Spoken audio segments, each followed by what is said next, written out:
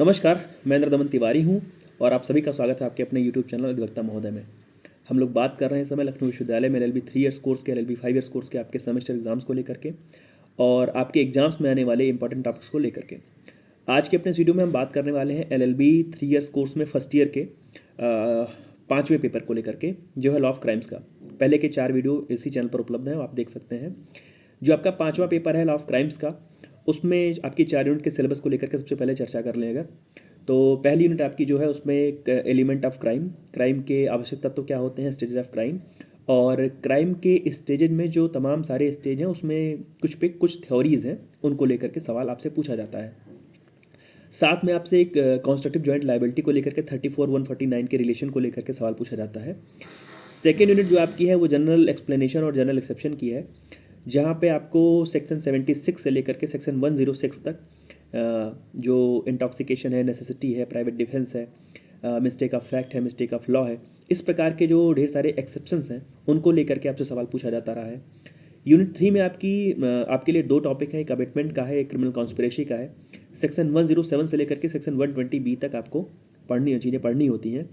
और यूनिट 4 में आपके पास पनिशमेंट की थ्योरीज़ हैं और पनिशमेंट की जो वेरियस थ्योरीज़ हैं और पनिशमेंट के काइंड्स हैं कि पनिशमेंट की जो तमाम सारी पद्धति हैं, डिटेरेंट है, रेट्रीब्यूटिव है और रिफॉर्मेटिव है, इस प्रकार की। और पनिशमेंट के टाइप्स कितने हैं, उस पनिशमेंट के टाइप में आपको जहाँ पर आप कैपिटल पनिशमेंट या डेथ सेंटेंस की बात करते हैं वहाँ पर उसकी कॉन्स्टिट्यूशनैलिटी को लेकर के भी सवाल आपसे पूछा जाता रहा है। तो ये आपके 4 यूनिट का सिलेबस है। अगर एक बार सिलेबस को देख करके ही बता दें तो पहली यूनिट में आपका एक्सटेंट ऑपरेशन है IPC का, definition of crime, fundamental elements of crime, stages of a crime, और यूनिट 2 में जनरल एक्सप्लेनेशन और एक्सेप्शन, यूनिट 3 में अबेटमेंट और क्रिमिनल कॉन्स्पिरेसी, और यूनिट 4 में पनिशमेंट। इंडियन पिनल कोड 1860 का जो आपका ये धारा 120B तक का सिलेबस है इस बार का, उसमें आप लोगों को सवाल आपके हल कर रहे हैं। अब अगर हम बात करें 10 बड़े सवालों की, पहली यूनिट से 3 आपके लिए बहुत ज़रूरी चीज़ें हैं। पहली चीज़ है आपका essential elements of crime, crime के आवश्यक तत्व क्या है, मेंस रिया एक्टस रिया के विषय में खूब कायदे से पढ़ करके जाइएगा कि उसका शाब्दिक मतलब क्या होता है। मेंस रिया एक्टस रिया पे जो इलस्ट्रेशंस हैं, जो केस लॉज हैं, उनको देख करके जाइएगा। कौन से ऐसे अपराध हैं जहाँ पर मेंस रिया नहीं हो सकती है, कौन से ऐसे अपराध हैं जो केवल प्रिपरेशन पर ही दंडित हो सकते हैं, उसको भी देखिएगा कि कहाँ कहाँ पर एक्टस रियस जरूरी नहीं है। दूसरा जो आपके लिए ज़रूरी सवाल है फंडामेंटल जो स्टेजेस ऑफ क्राइम है कि एक अपराध के विभिन्न चरण क्या है, इंटेंशन का मतलब क्या होता है, प्रिपरेशन का मतलब क्या होता है, अटेम्प्ट का मतलब क्या होता है, अटेम्प्ट की कुछ थ्योरीज हैं, इम्पॉसिबल अटेम्प्ट का मतलब क्या होता है, और इम्पॉसिबल अटेम्प्ट पर कई सारे इलस्ट्रेशंस हैं, उसको पढ़ करके जाइएगा। कौन से ऐसे अपराध हैं जो केवल प्रिपरेशन के स्टेज पर ही उस पर आप दंडित हो सकते हैं, इस प्रकार के सवाल आपसे पूछे जाते रहे। Essential elements of crime, stages of a crime. उसके बाद जो तीसरी चीज़ है वो आपका common intention, common object. Section 34 और सेक्शन 149 का जो आपका एक नेक्सस है, जो एक रिलेशन है, उसको लेकर के आपसे सवाल पूछा गया है, तो वो आप 34 149 को देखते हुए जाइएगा। उसके बाद जैसे उसमें एलिमेंट स्टेजेस वाली बात मैं कहना चाह रहा था, ढूंढ रहा था। सवाल 2021 में आया है कि प्रयास को कैसे, अटेम्प्ट को कैसे डिफाइन किया गया है। इसका और तैयारी से अंतर करिए कि अटेम्प्ट को और प्रिपरेशन को कैसे अलग अलग किया जा सकता है। इस प्रकार के सवाल आपसे आए हैं।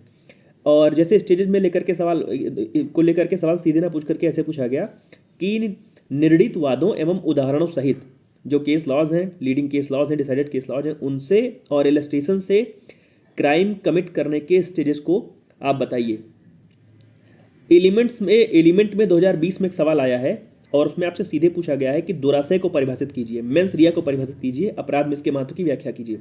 तो कई बार मैं कहना ये चाहता हूँ कि स्टेजेस ऑफ क्राइम में और एलिमेंट्स ऑफ क्राइम में जो एक छोटी छोटी चीज़ है, कभी कभी उससे भी एक सीधा बड़ा सवाल पूछ लिया गया है, सब ना पूछ करके।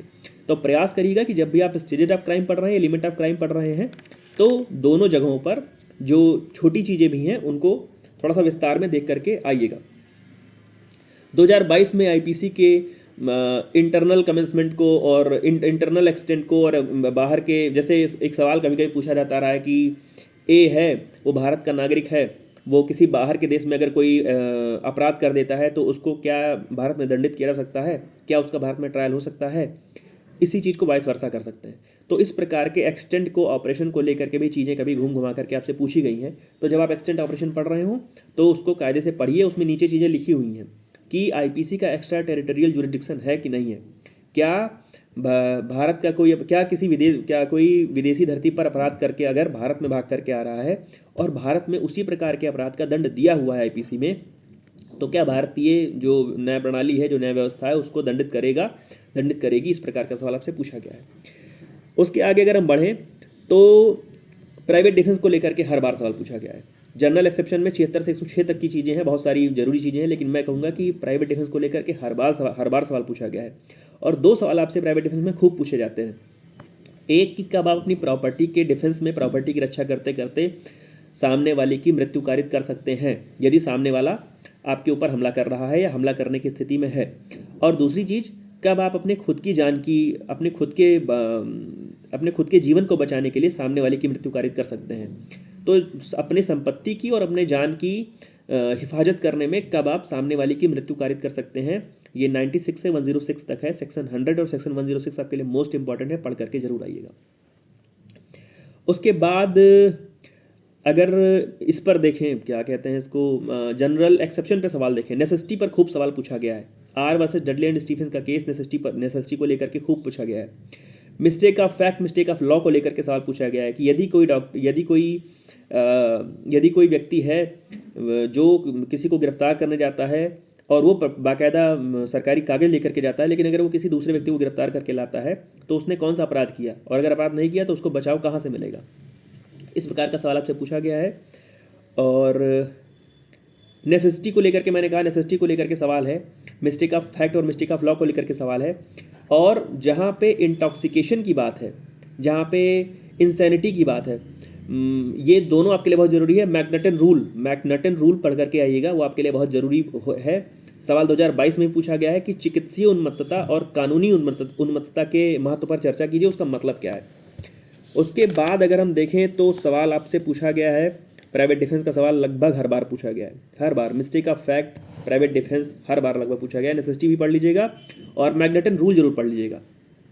उसके बाद अगर हम आगे देखें तो सेक्शन 107 अबेटर कौन होता है, दुष्प्रेरक कौन होता है, दुष्प्रेरण का मतलब क्या होता है, और दुष्प्रेरण करने के विभिन्न जो तरीके हैं, विभिन्न प्रकार हैं, वो क्या क्या हैं। सवाल आया है कि दुष्प्रेरक को परिभाषित कीजिए, दुष्प्रेरक के दंड से संबंधित नियमों की व्याख्या कीजिए।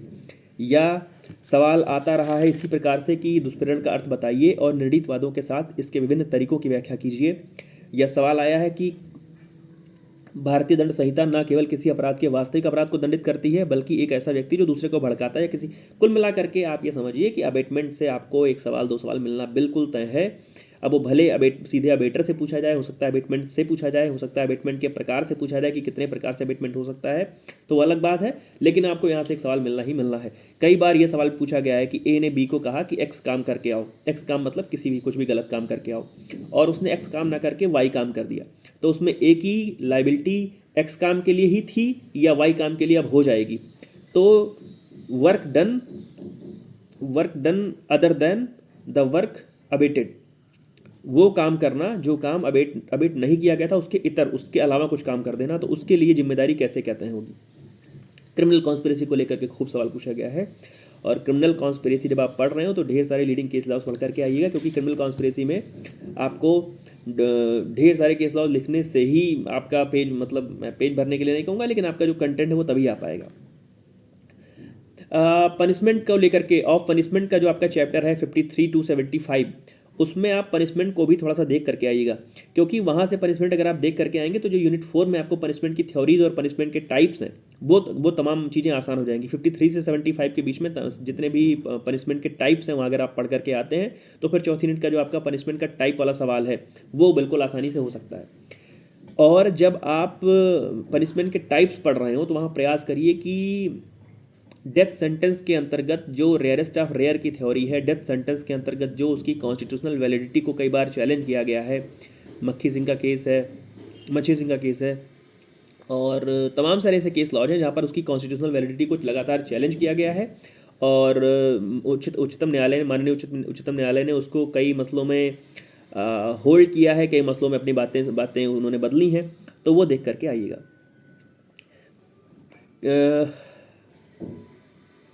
पिछली बार एक सवाल आया था दंगा और बलबा में अंतर, तो इस प्रकार के सवाल मतलब छोटी टिप्पणी करने के लिए इस प्रकार के सवाल आपसे पूछे जाते रहे हैं, या छोटी टिप्पणी करने के लिए आता रहा है। बेईमानी का मतलब, डिसऑनेस्टी का मतलब क्या होता है, धोखेबाजी का मतलब क्या होता है, काउंटरफीट का मतलब क्या होता है, दुर्घटना का मतलब क्या होता है, गुड फेथ का मतलब क्या होता है, इस प्रकार की चीज़ें आपसे पूछी गई हैं। तो चौथी यूनिट में दंड के जो विभिन्न सिद्धांत हैं, जो विभिन्न थ्योरीज हैं, उनको भी पढ़िएगा कायदे से, और उसमें इस प्रकार के सवाल भी पूछे जा सकते हैं कि क्या वास्तव में जो रिफॉर्मेटिव थ्योरी आज की डेट, मतलब पहले तो ये भी पूछा जा सकता है कि कौन सी थ्योरी का आज बड़ी चर्चा है, कौन सी थ्योरी आज की डेट में लागू है, जेल सिस्टम जो है वो किस पद्धति की देन है, जो जेल में लोगों को रखा जाता है वो किस पद्धति की, अपराध के दंड की किस पद्धति से संबंधित है, और क्या उसने वास्तव में अपराध को या अपराधी को थोड़ा सुधारने का प्रयास किया है, वो किस हद तक सफल हुआ है। इस प्रकार के सवाल आपसे पूछे गए हैं। तो अबेटमेंट का सवाल, क्रिमिनल कॉन्स्पिरेसी का सवाल, पनिशमेंट के टाइप का सवाल, पनिशमेंट की थ्योरी का सवाल, ये चारों सवाल आपके लिए जरूरी है। जनरल एक्सेप्शन का सवाल, और जनरल एक्सेप्शन में आपको 2-3 चीज़ें बिल्कुल देखनी है। प्राइवेट डिफेंस देखना है, नेसेसिटी देखना है, mistake of fact, mistake of law देखना है, और मैग्नेटन रूल देखना है, इंसैनिटी जहाँ पर है। और पहली यूनिट से अगर देखें तो stages of crime, elements of crime, दोनों आपके लिए बहुत जरूरी है। सेक्शन 34, सेक्शन 149 का जो नेक्सस है वो बहुत जरूरी है। और क्रिमिनल कॉन्स्पिरेसी, अबेटमेंट आपके लिए बहुत ज़रूरी है, उसको भी आप देखिएगा। जैसे सवाल है कि जहाँ पर थ्योरीज़ की बात है, थ्योरीज़ में आपसे पूछा गया है कि प्रतिशोधात्मक सिद्धांत को परिभाषित कीजिए। आज की मौजूदा परिस्थितियों में क्या प्रतिशोधात्मक सिद्धांत उपयुक्त है। तो जहाँ पर आप पनिशमेंट के सिद्धांत पढ़ रहे हो, उन सिद्धांतों में थोड़ा सा डेप्थ में जा करके उसके विषय में भी देखिए।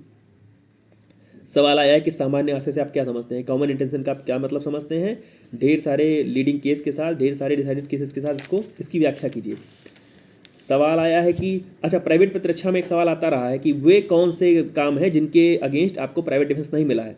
तो क्या चोर किसी के यहाँ चोरी करने जा रहा है तो क्या वो वहाँ पर प्राइवेट डिफेंस यूज कर सकता है, क्या वो प्राइवेट डिफेंस यूज कर सकता है। इस प्रकार के सवाल आपसे पूछे जाते रहे हैं।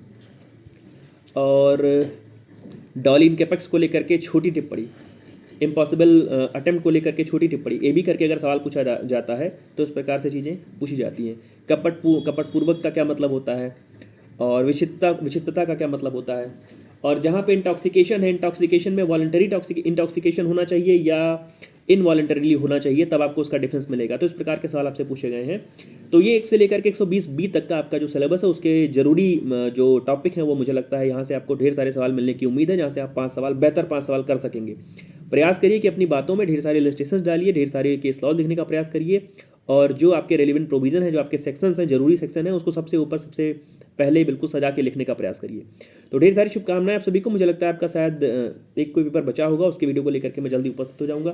तब तक जुड़े रहिए मेरे साथ। धन्यवाद, प्रणाम।